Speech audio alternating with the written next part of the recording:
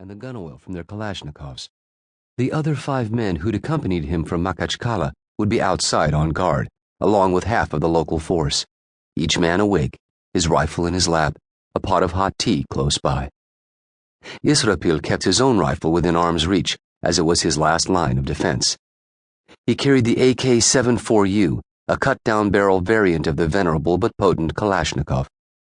As he rolled onto his side to turn away from the draft, he reached out and put a gloved hand on the plastic pistol grip and pulled the weapon closer. He fidgeted for another moment like this, then rolled onto his back.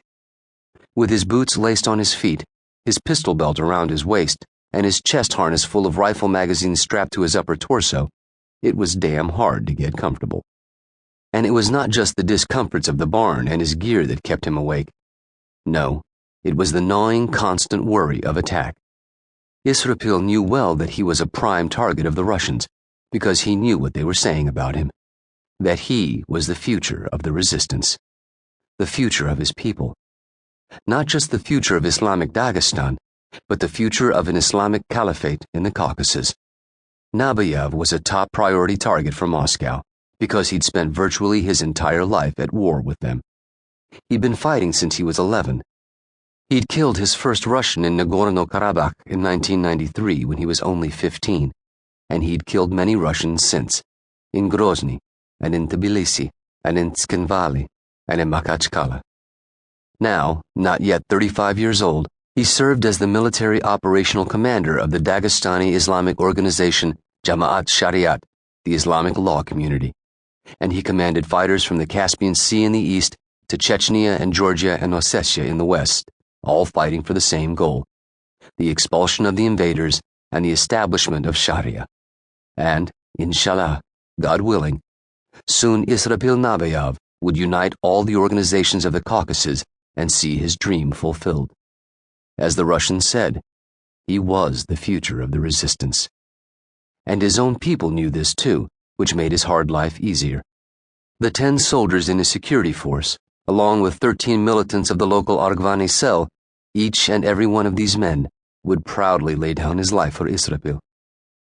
He flipped his body around again to shield it from the draft, moving the rifle with him as he tried to find some elusive comfort. He pulled the wool blanket over his shoulder and flicked the straw from his beard that came with it. Oh well, he thought to himself. He hoped none of his men would have to lay down his life before daybreak. Israpil Nabayev drifted to sleep in the darkness as a rooster crowed on the hillside just above the village.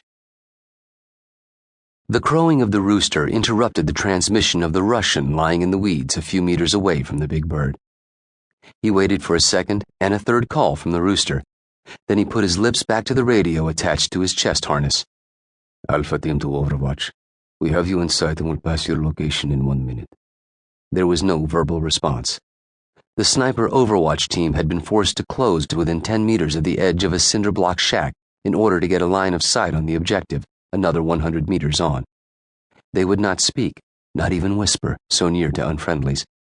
The spotter just pressed his transmit button twice, broadcasting a pair of clicks as confirmation that he'd received Alpha's message in his earpiece.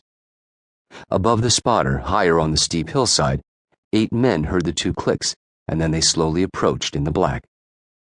The 8 men, along with the 2-man sniper team, were troops from Russia's Federalnaya Sluzhba Bezopasnosti, their federal security service. Specifically, this team was part of the Alpha Directorate of the FSB's Special Operations Center. The most elite of all Russian Spetsnaz units, the FSB's Alpha Group were experts in counter-terror operations, hostage rescue, urban assault, and a vast array of additional deadly arts. All the men in this unit were alpinists as well, though they possessed more mountain training than they needed for this hit. The peaks behind them, toward the north, were much higher than the hills of this valley. But it was the other training these men possessed that made them the ideal fit for the mission. Firearms, edged weapons, hand-to-hand, explosives. This Alpha team was composed of hardcore select killers, silent movers, black operators. Through the night, the Russians had advanced slowly, all senses on alert despite the hardships their bodies were forced to endure on the journey. The infiltration had been clean.